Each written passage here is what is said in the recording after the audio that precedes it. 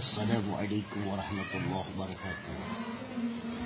Kembali bersyukur kehadirat Allah Subhanahu wa taala. Kita terkadang menyayangi apa yang kita senangi atas pemberian Allah Subhanahu wa taala. Contohnya, saya mempunyai burung kecil ini untuk saya pelihara. Yang dirawatnya dari sekedar bahan, senang. Ini burung sirtu.